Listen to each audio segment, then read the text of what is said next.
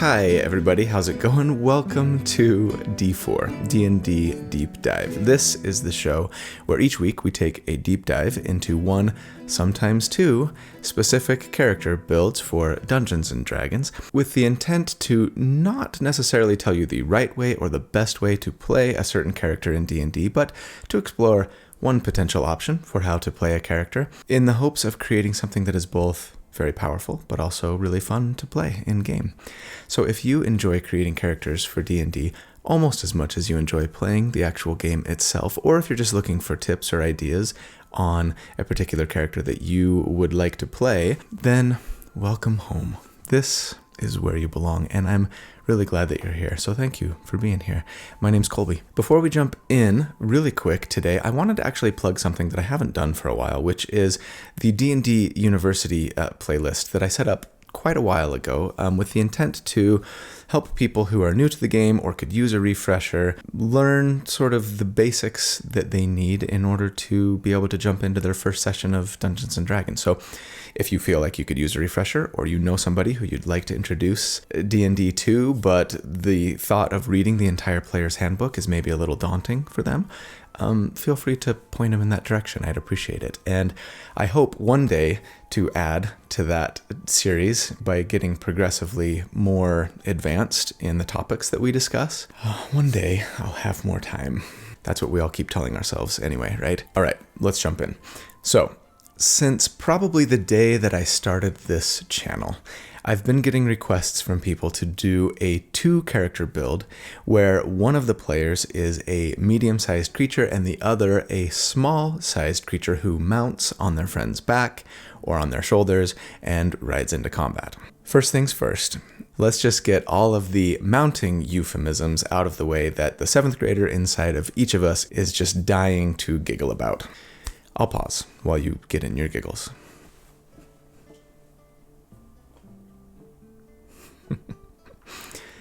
Yes, we are all just as hilarious as we think we are.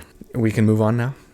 Yes? Okay. So yes, occasionally I will do a double build or like team up episode on this channel that is actually a breakdown of 2 character builds that are specifically designed to synergize with each other. I don't do a lot of them for a number of reasons. For one thing, they take almost twice as much time to prepare. Also, they tend to get really long, but for some reason, they never seem to get as many views as my other videos, which has always been a little bit strange to me since, after all, D&D is meant to be played with friends, right? And to me, at least, the only thing better than creating a new character in D&D is creating one with your friend where the 2 characters are intended to work together and build on each other's strengths to make something where the whole is greater than the sum of its parts. Regardless, I decided to finally try to tackle this 2-player concept today, and boy am I glad that I did. Now, mounted combat rules, as written, leave much to be desired in D&D 5th edition, in my opinion. And, I mean, there's just some wonkiness, some jankiness to things, and so much, I think, is dependent upon DM interpretation that it just makes me itch a little bit. That said, there is nothing expressly written in the rules that say a player could not serve as a mount for another player. Jeremy Crawford himself has even confirmed this. The only requirements that are given us for who or what can serve as a mount in D&D 5e are: the creature must be willing, so apparently rodeos do not exist in Dungeons & Dragons. They must be one size larger than you, and they must have the appropriate anatomy. So, assuming that one player meets all of those requirements, we'll get into the appropriate anatomy bit in a minute, then sure, rules as written, you should be able to make this work. And if that sounds really fun to you and to one of your friends, then you should absolutely do it. The question I have, of course, is how good can it be? How powerful can it be from a mechanics perspective, right? The answer, I think, depends, as most things do. It mostly depends on how you're trying to build your character and what you're trying to accomplish, I think.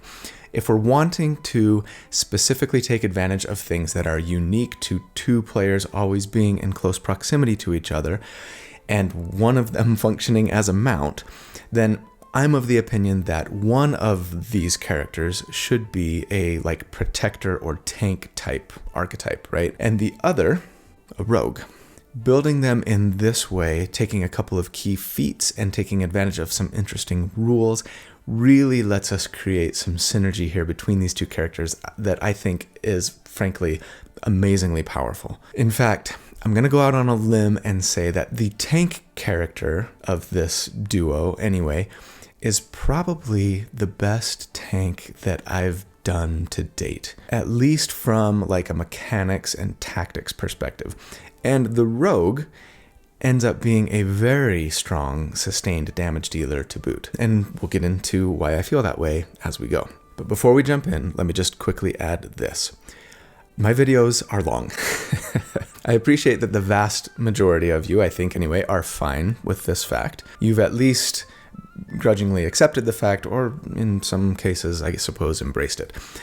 But still, I do like to try to keep them under an hour or close to. If I want to do that with this double character build, it means I'm going to have to do something that I've never done before and don't actually plan on doing ever again. We'll see.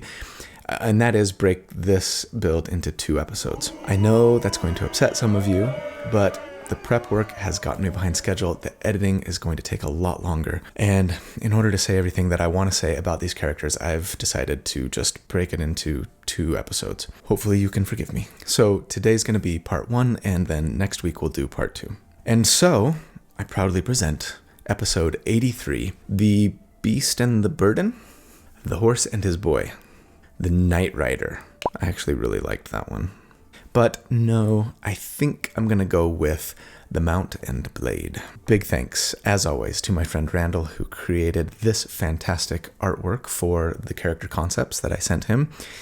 I love it, as I love everything that he does. This one is particularly like both menacing and also adorable at the same time, which is something that I wouldn't think is very easy to pull off in a piece of art. If you would like to follow Randall or even potentially commission him to do art for your own characters, I will put links in the video description as always on how to do so. Thanks, Randall. And let's jump in. All right, at level 1, for the mount portion of this 2-character build, we're going to start off with our class as a rogue, like I've mentioned. And as for the race, let's discuss the appropriate anatomy clause of what playable characters could potentially serve as a mount. Most importantly, I think what playable race would have an appropriate anatomy to serve as a mount for another creature of smaller size. Could any bipedal humanoid put like a gnome on their shoulders and qualify? I mean, in the end, of course, it's going to be up to your DM, but I'm going to say no. Come on, seriously.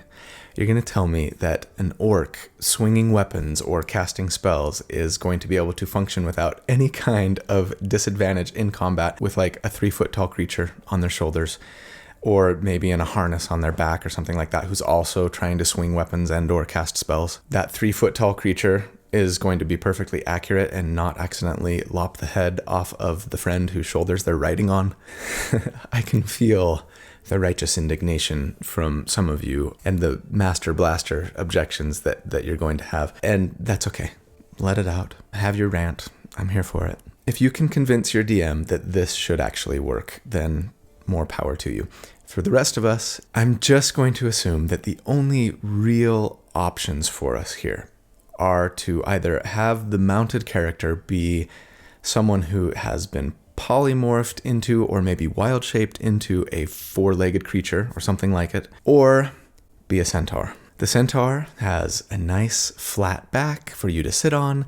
They can swing their own weapons without causing too much disturbance for you back there. I'm quite sure that most DMs would allow it, and I have to believe that most would not really be okay with you sitting on your bipedal ally's shoulders and functioning as normal in combat.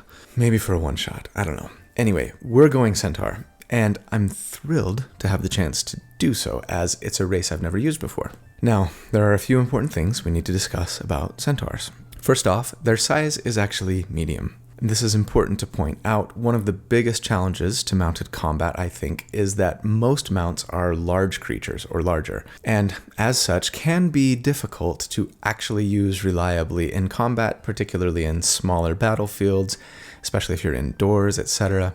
The Centaur race available for players, we're told, is only 6 to 7 feet tall and only about 4 feet long, and thus are medium-sized. I would have thought that they would be larger, like at least a horse size, but these centaurs that are considered playable races are actually fey creatures, we're told, non-humanoid, which can be important since some spells only work on humanoids, for example. And we're told that they are smaller than the non-fey centaurs that roam in some realms. This is going to make it actually a lot easier for us tactically in combat, but it does mean that our friend who is mounted on our back has to be a small-sized creature, right? As you can only mount a creature that is one size larger than you or greater. As for the other important notes about centaurs, they do have the equine build feature, which tells us that they are considered one size larger when it comes to what they can carry, push, or drag.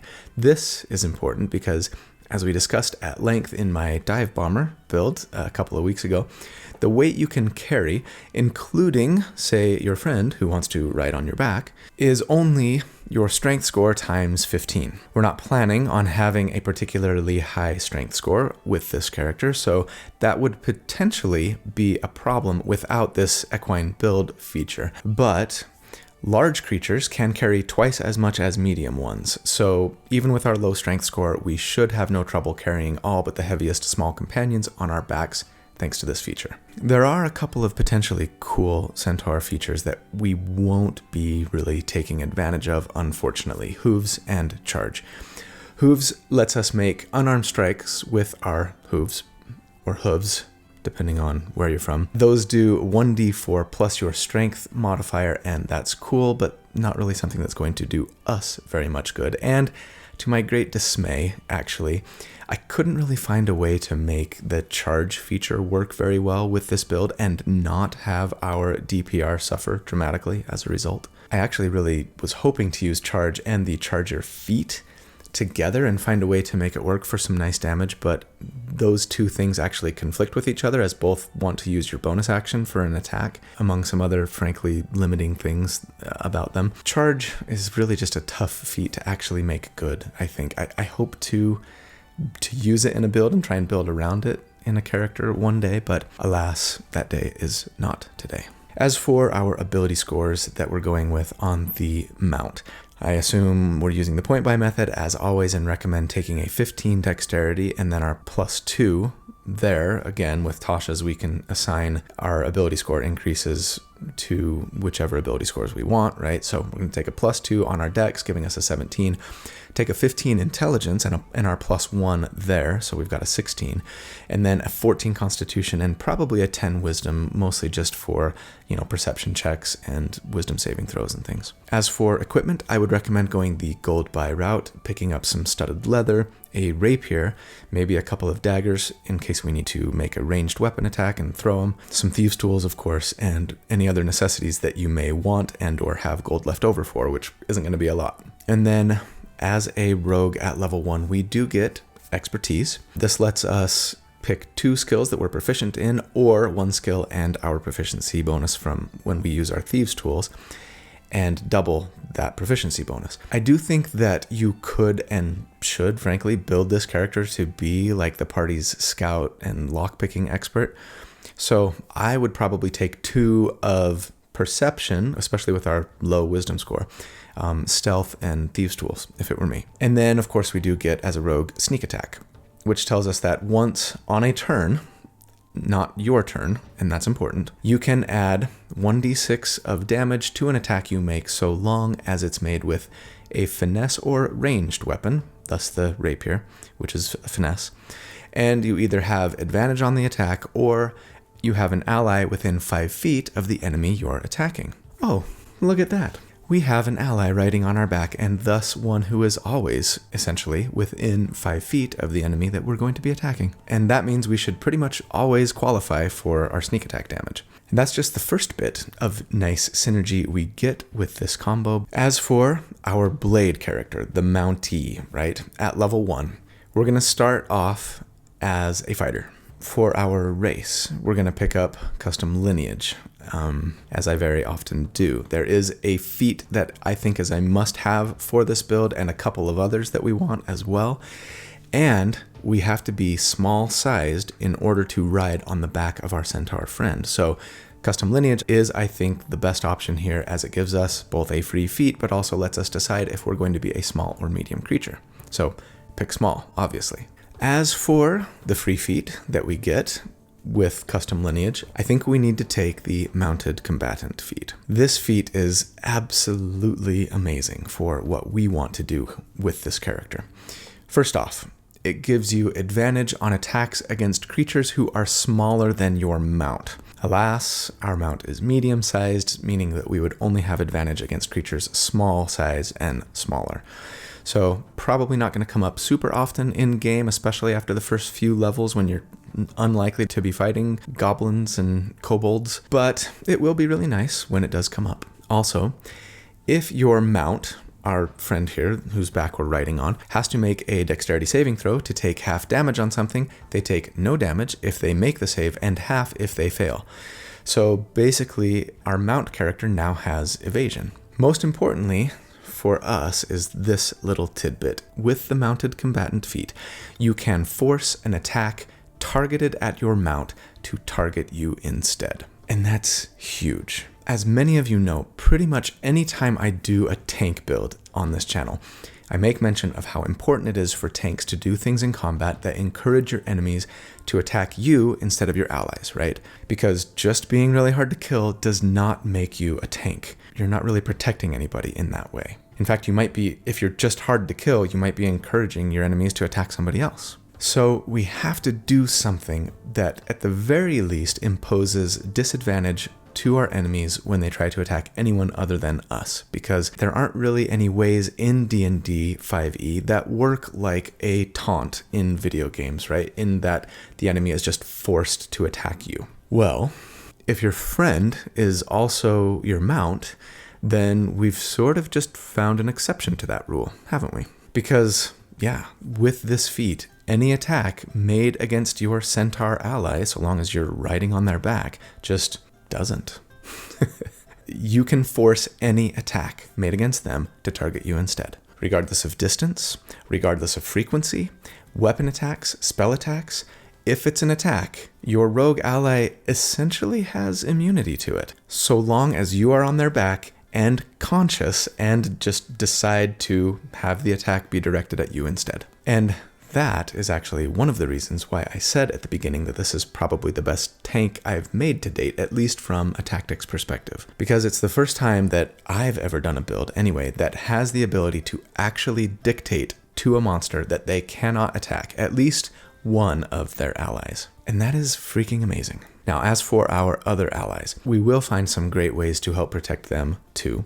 But as for our rogue mount centaur, outside of like area of effects, like spells and traps and things, and times when we're not riding on their back, so beware of like pushback effects and enemies who are trying to grapple you and drag you off your mount, etc. The mount character is going to be pretty darn protected, and it's so awesome. As for the abilities of our blade character, I'm going to recommend that we go 14 Constitution and take our +2 there, so we have a 16 Constitution, a 15 Strength, a 12 Dexterity, mostly for saving throw purposes, and a 14 Charisma that we're going to need later. I considered going with a dex-based fighter build here because while we do want to wear heavy armor, obviously as a tank, we're planning on being mounted all of the time, so who cares about a move speed penalty that we might have by wearing heavy armor and not meeting the strength requirement, right? And dexterity is generally more useful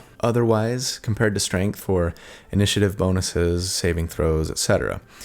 But there is a really nice strength-based half feat that we kind of want later, and there really weren't any dexterity-based half feats that were particularly appealing for this build to me, so it just made sense, I think, to go with the strength route on this character. And I'm sure that there probably will be plenty of times in-game where we would actually need to use our own move speed, so we're playing it safe here, going strength. As for equipment for our blade, I'm going to recommend just taking standard stuff, chainmail, a shield, use a longsword probably, or, your other favorite D8 weapon. I would have loved to use a lance on this character since we're mounted, and it's just a really cool image, but we really are going to need enemies to stay within 5 feet of us, as we'll see shortly.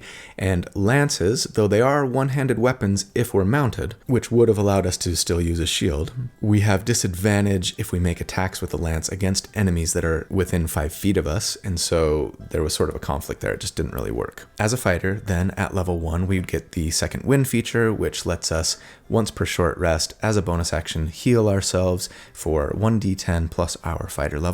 And that's particularly nice for someone who's emphasizing their own survivability. And then we do get a fighting style, of course, as well. If I were playing this character in game, I would be sorely tempted to take the interception fighting style here, since it lets us do our job, that of protecting our allies, a little better. Since I'm going to be crunching numbers for this character based on their survivability and thus trying to make them as hard to kill as possible, I'm just going to assume that we're taking the defense fighting style to raise our armor class by 1.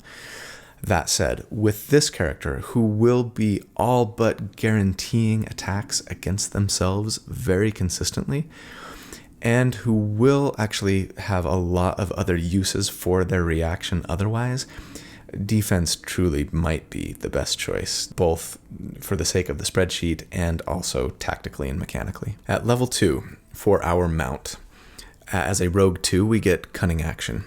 This lets us use our bonus action to take the dash, disengage, or hide actions. I don't imagine that we'll be hiding very often on this character, but dashing will give us 80 feet of move speed on our turn, since centaurs have 40 feet of move speed innately. And the really nice thing about disengaging, if we need to, is that if we disengage, our Mountee, our blade, can't take an opportunity attack either, since you only provoke opportunity attacks if you use your own movement to move out of an enemy's reach. So just one more great synergy that we get from going rogue on this character. At level 2 for our blade, we get Action Surge, of course, as a fighter. Once per short rest, we can take 2 actions on our turn instead of 1.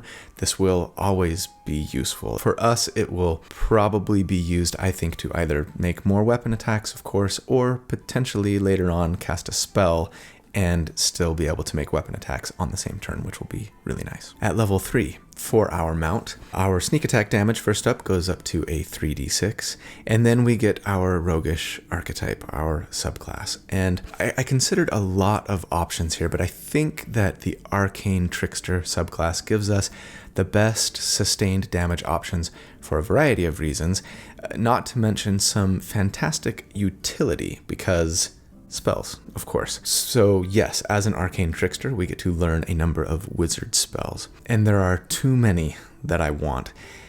We get 3 cantrips first up, so Mage Hand is one of them, and for us, it's very fun and funny and useful thanks to the Mage Hand Legerdemain ability that we get, which lets our Mage Hand be invisible and do some extra roguish things with it, like use thieves' tools with it from a distance, and that's handy. We can control it with a bonus action. That's really nice. But anyway, we get 2 other cantrips as well. I'm going to take Booming Blade and Lightning Lure for my cantrips. With Booming Blade, you cast the spell and you make a melee weapon attack as part of the casting. There's no reason why we can't apply our sneak attack damage to this weapon attack, so long as we otherwise meet the sneak attack requirements. If we hit with Booming Blade, the creature will, eventually anyway, at level 5, take additional thunder damage, and then, importantly for us, if they move before our turn, they will take an additional 2d8 damage. This is going to encourage enemies to stay close to us and our tank, and that's going to be really important. Lightning Lure would potentially let us grab a creature who's 15 feet away from us and our tank, and pull them back toward us, which will be really useful, I think, once in a while if we can't quite reach them otherwise, and or we're trying to get an enemy away from our squishier friends and closer to us, right? And then we also get 3 first level spells, but 2 of them as an arcane trickster have to be from the enchantment or illusion schools. For those 2, I'd probably take Silvery Barbs, if it's allowed at your table. Yes, it's from the enchantment school. Silvery Barbs mob, rise up in righteous indignation. And then I think I take Sleep for now, at least, since it's pretty useful for control purposes at early levels, though I'm likely going to swap that out for something else in just a level or 2, I think, as it outlives its usefulness. As for the 3rd spell that we can learn that can be from any school of magic, so long as it's a wizard spell, I'm taking, you guessed it, Find Familiar, so that we can have our familiar take the help action and thus give us advantage on an attack. We already were pretty much always qualifying for sneak attack damage thanks to our blade mounted on our back, but having advantage will greatly increase our damage and also continue to guarantee sneak attack opportunity if for some reason our blade is not mounted. At level 3 for our blade character then, we also get our subclass as a fighter 3, our martial archetype, and you probably anticipated this, but yes, I want to go with Cavalier. The Cavalier is one of the only subclasses in-game who have what I like to call a soft taunt, in that thanks to the Unwavering Mark feature that they get at this level, whenever they hit a creature with a melee weapon attack, that enemy is marked until the end of your next turn, and marked enemies have disadvantage on attacks made against anyone other than you. There is no limit to the number of targets you can have marked at one time, unlike the Ancestral Guardian Barbarians who get a similar feature. And that's really nice. This is one of the ways that we're going to be tanking, right? Further protecting the other allies in our party who aren't our mount. Now, there is one big caveat to the Cavalier's soft taunt, and it's that the disadvantage only applies if the enemy is within 5 feet of you. Thus, we don't want to use a lance like I mentioned. Now this can potentially become problematic, but we will have a few ways to discourage the marked enemy from leaving our side. The first of which we've already discussed with the mount's booming blade, right? Now, if at least that enemy tries to run away from us, they're going to take opportunity attacks and some additional thunder damage, so leaving our side will be a dangerous proposition indeed. Also, Unwavering Mark lets us potentially do extra damage, strength modifier times per day, to an enemy you've marked who ends up doing damage to someone other than you. You don't get to do that until you have a bonus action on your next turn, but still, could be some nice extra damage once in a while. We also get the Born to the Saddle feature as a Cavalier, and I suppose that the main reason that I wanted to go Cavalier with this character instead of, say, an Ancestral Guardian Barbarian or even a Guardian Armorer, both of whom also get like a soft taunt on a hit feature, is because of this Born to the Saddle ability. I mean, you're playing a mounted character, right? You should be like the one character who is supposed to be the best mounted combatant in D&D 5e, I think. And honestly, nothing will be more dangerous for your centaur than you getting knocked off their back. So this feature is pretty nice both for utility and our ability to tank. It gives us advantage on saving throws made to avoid falling off your mount, most importantly. And then if you do fall off your mount, you land on your feet instead of prone, and mounting or dismounting only costs 5 feet of your move speed instead of half your speed like for everyone else. And these benefits really might come into play quite a bit in game, I think. At level 4, for the mount character, we get an ability score increase or feat, and we are going to go with the Sentinel feat. And it's the reason why, above all others, I think, that our mount is best off as a rogue. And I get just a little giddy thinking about it, actually. With Sentinel, when you hit a creature with an opportunity attack, their speed becomes 0 for the rest of the turn, first off. That's fantastic for a couple of characters here who really want the enemy to stay within 5 feet of them, right? So as to maintain that soft taunt that the blade is applying. Also, with Sentinel, creatures still provoke an opportunity attack from us, even if they disengage. There's no getting away from us. Finally, and best of all, when a creature within 5 feet of us makes an attack against an enemy other than us, we can use our reaction to make a melee weapon attack against that creature. And guess who is always within 5 feet of us and who has the ability to force any attack that targets us to target them instead? Yep, your friend, riding on your back. So now, not only is the blade all but guaranteeing your safety, but also they're all but guaranteeing that you're going to get a reaction attack almost every single round. And in this case, you'd be making this attack on the enemy's turn, since their attack against you or your blade is what triggered it in the first place, right? And thus, you can apply your sneak attack damage to this attack. Remember, it's once on a turn, not once per round or on your turn only. Now, a couple of important things to note. Unfortunately, this reaction attack that we get from Sentinel is not defined as an opportunity attack, though this free reaction attack against an enemy who attacks somebody other than you within 5 feet and opportunity attacks are both attacks made using your reaction. They're not the same thing. And thus, if you used this reaction attack, right, it wouldn't be an opportunity attack, and you wouldn't, therefore, reduce an enemy's speed to 0. Unless your DM decided that they're basically the same thing, then sure, awesome. Also, because of this, there's no taking the Warcaster feat here and using Booming Blade as this reaction attack, since Warcaster only lets us cast a spell if it's an opportunity attack that we're making, right? Which is not happening here, necessarily. Still, an extra rapier attack once per turn that we get to add our sneak attack damage to is very powerful, and for us, a very reliable reaction attack that's really going to boost our sustained DPR. As for our blade character at level 4, we also get an ability score increase or feat. I always optimize tank builds for survivability, but in order for us to do our job as best we can, we need to hit enemies consistently in order to apply that disadvantage debuff. And hitting an enemy is going to be a lot less likely with our +2 strength modifier that we currently have. The nice thing is, there is a feat out there that could both bump our strength up to a 16 and thus improve our chance to hit, and thus apply our soft taunt. And this feat also increases our survivability at the same time, and it is Heavy Armor Master. With Heavy Armor Master, we get a +1 to our strength, and then all bludgeoning, piercing, and slashing damage made from non-magical attacks.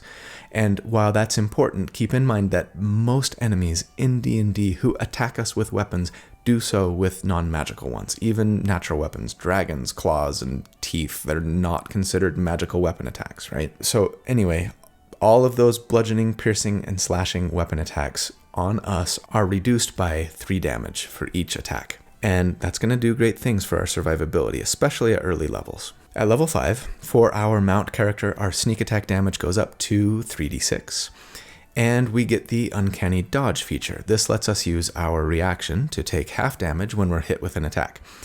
Of course, we are unlikely to be hit by an attack very often, thanks to our blade sitting on our back, and we do have regular consistent use of our reaction already to be making an attack, right? But especially for those times when your Mountee isn't mounted, it will be useful, as we are fairly squishy without them riding back there. Keep in mind too that now that we're level 5, our Booming Blade attack does get an extra 1d8 of damage on the initial hit, and the damage if they move goes up to 2d8.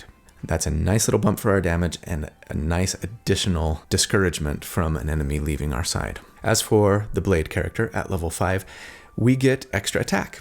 Now, we're not building this character for damage per se, but having 2 attacks per turn means not only more damage potentially, but more importantly for us, more chances to land our very important soft taunt, and potentially to 2 targets now. Or for that matter, up to 4 if we use Action Surge, right? At level 6, for our mount, we get expertise. So another round here of expertise that's most welcome. I'd probably take whichever of the 3 you didn't at the beginning, between perception, thieves' tools, and stealth.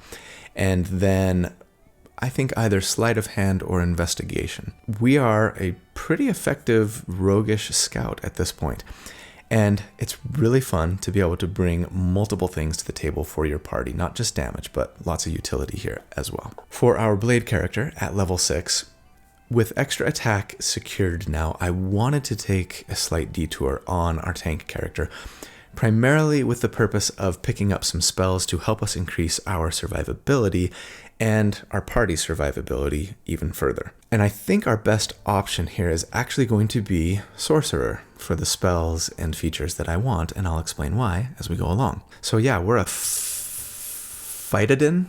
No. A Sorcerer? What are we? We're a Fighterer. That's ugly. So, as a level 1 sorcerer, first up, we get our Sorceress Origin, our sorcerer subclass. I almost went Clockwork Soul. I think Clockwork Soul would be really good. The problem is I actually have a Clockwork Soul tank build in mind that I want to get to one day, and so I didn't want to overlap these too much. And I think a Clockwork Soul is better with several levels of investment, but we are only going here for a fairly small dip in Sorcerer. That said, if you wanted to take Clockwork Soul here, I think it would be a good option.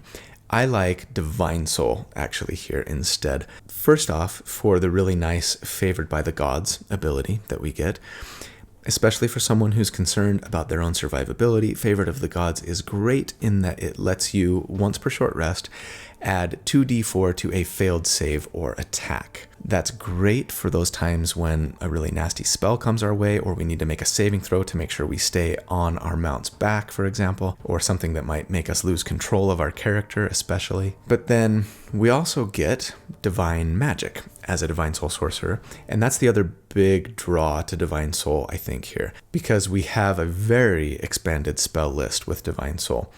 We get access to all of the cleric spells here in addition to the sorcerer spells, and there are some really great cleric spells out there for those especially interested in our own survivability and in protecting our friends above all. First up, we do get a free spell known based on our alignment, so if you're willing and interested in being a lawful character, I think that gives us the best free spell. We get Bless if we're lawful. But of course, you can replace whatever you got with Bless when you gain another sorcerer level, so not a huge deal, but anyway, I think it's the best option. As for the other spells that we potentially get as a sorcerer at level 1, we can only learn 2 first level spells for now, and that really stinks because there are a ton that I would like to have. For cantrips, I'm just going to say pick your favorite, but I do think I would like to have Booming Blade on this character as well.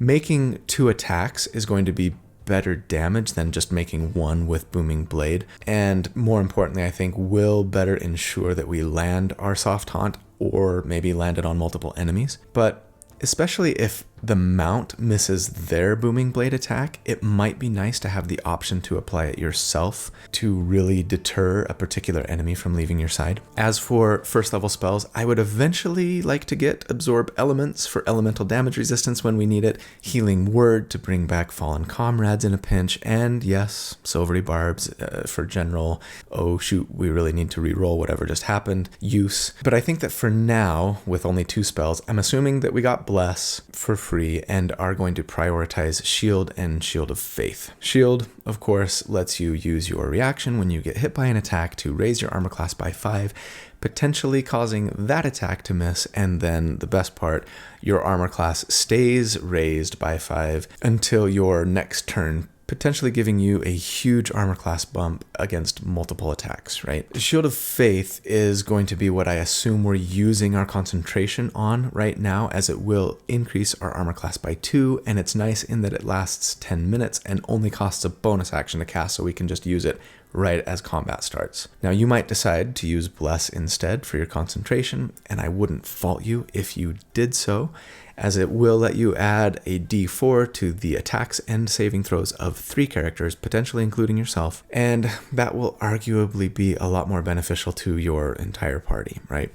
I'm crunching numbers for our own survivability here, and thus Shield of Faith, as most of the damage that we will potentially be subject to in D&D is going to come in the form of attacks against our armor class. So yes, speaking of damage and crunching numbers, at level 6, it's time for our first damage report. So let's talk about tactics. Here's how I envision it all working for this duo here. When combat breaks out, the blade is going to be throwing up Shield of Faith on themselves as a bonus action for that +2 armor class bonus, and then simply attacking as many enemies as they can with their action to mark them and give that disadvantage when they hit anyone but you debuff. If any enemies attack our centaur friend, the blade is forcing those attacks to be made against themselves instead. For the mount, you're simply making a booming blade attack with your action, adding a 1d8 for your rapier, 1d8 from booming blade, and 3d6 sneak attack damage +3 for your dexterity mod. That attack is made with advantage thanks to our familiar. Then,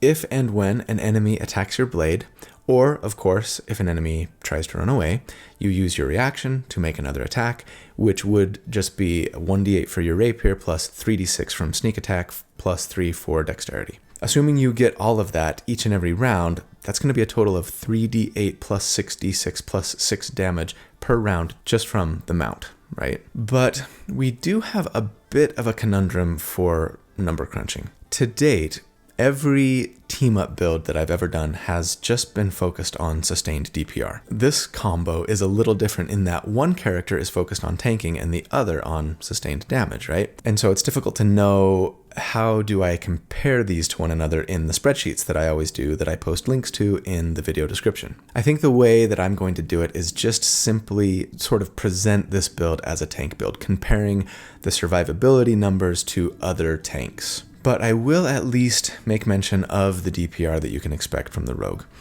I don't think it really fair to compare the mount's damage to other single character sustained DPR builds that I've done in the past, because none of those had an ally that we could rely on to synergize with. And comparing them to the team up builds will leave us looking super lackluster, as those had two characters, both of which were focused on doing damage, right? Right. So let's review what the tank's potential armor class and hit points look like right now. Assuming we have plate armor at this point, we would have an 18 armor class from plate, +2 from our shield, +1 from the defensive fighting style, +2 from Shield of Faith, and potentially a +5 from the shield spell, for a whopping total of 28 AC at level 6. No magic items. Very nice. We also do reduce any damage from non-magical bludgeoning, piercing, and slashing weapons by 3. Now, our hit point pool isn't fantastic, but it's good. 56 right now, plus I will throw in the once per short rest self-heal we get from Second Wind, which would be 11 more hit points on average if we're rounding, for a potential total of 67 hit points on our tank. Also, a quick word about how we crunch numbers for tank builds. For those who don't know, for my tank builds, I always pit the character against a hypothetical boss encounter, a typical encounter, and then a fireball spell to figure out how much damage they would take per round on average if the enemies of the encounter simply attacked them and only them for an entire round. We call that number DTPR, or damage taken per round. And then I calculate how long the character would survive at that rate of damage, calling that our RTD, or rounds to die. So yes, I'm assuming that we have access to the shield spell and to Favor of the Gods when we need them. We won't always, I get it. But also, I mean, when have you ever been in a fight where every single enemy just attacked one character the entire time? I'd love it if we could make that happen, frankly, but it's not very realistic, right? It's all really theoretical. This model doesn't really replicate what an actual combat encounter in D&D is going to look like, but it's a serviceable model, I think, so long as we're consistent in its application to our other theoretical tank characters. And so, at level 6, the boss fight that we have is against a young white dragon, and our damage taken per round on average would be all of 3. And at that rate, we would survive for 22 rounds. Our RTD is 22. The typical fight that we had was 4 berserkers, and if they all just attacked us for an entire round, we would also take on average 3 damage per round. And at that rate, we would survive for 21 rounds. It's slightly different because of rounding. And then against a DC 14 level 3 fireball, our DTPR would be 19, and at that rate, we would survive for 4 rounds. So compared to other tank builds that I've done at this level, our survivability versus attacks against our armor class is better than any other tank build that I've done to date. And against Fireball, it's near the bottom. For that reason, of course, you might decide to forego Shield of Faith for your concentration spell and use Bless, bumping your saving throw among lots of other benefits for you and your party. Or you might just decide to pass on the shield spell at Sorcerer 1, right? Since you have a 23 armor class without it, which is fantastic for this level especially. And make sure that instead you have Absorb Elements, so you can get resistance to elemental damage, right? I'm just thinking that with the ability that you have to force any and all attacks against your mount, at least, to be made against you instead, plus the disadvantage against attacks against anyone other than you that you're trying to apply, I'd probably value armor class over anything on this character. But if your DM likes throwing lots of spellcasters at you, then yeah, adjust accordingly. And so yeah, I mean, not only are we tactically amazing at protection, but survivability wise, this tank is top of the class as well right now. And man, I love this combo for the tanking ability alone. And yeah, the damage that we're putting out is not too shabby either.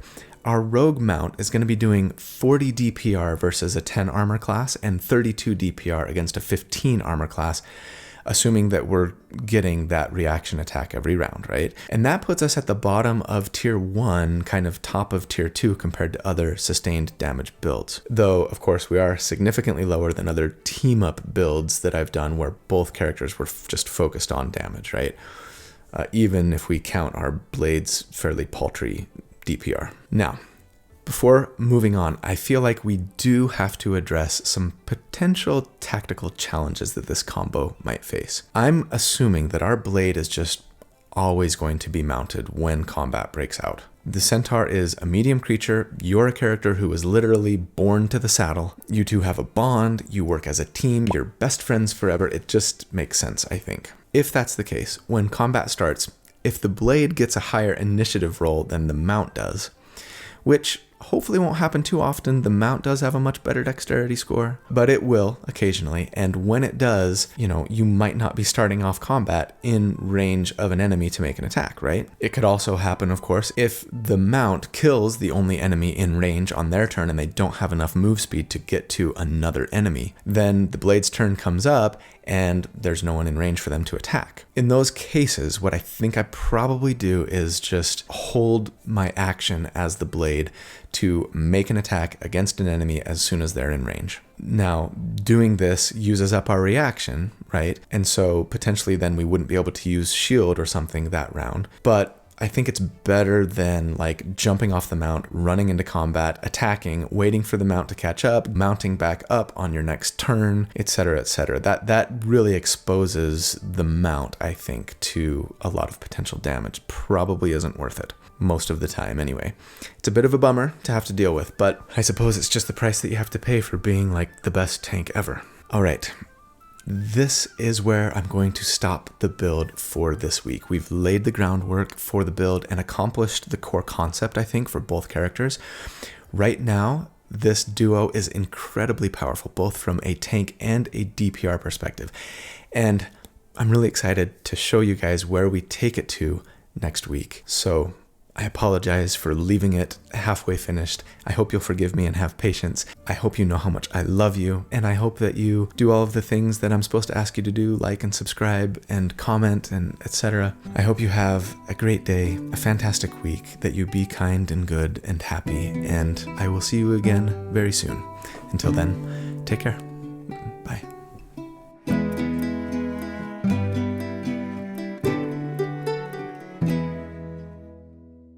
Testing, testing, 1, 2, 3. Never gonna give you up. Never gonna let you down. Never gonna run around and hurt you. You just got rickrolled. Where was I? I don't know. Don't even say that. Don't even say that. Never gonna tell a lie. Never gonna say goodbye. Never gonna run and hide and desert you. Like trying to shoot a crossbow with somebody on your back, swinging a sword. No. Good morning to you. Good morning to you. I think I already used that. Well, don't even say that. No, never mind, because that's only... No.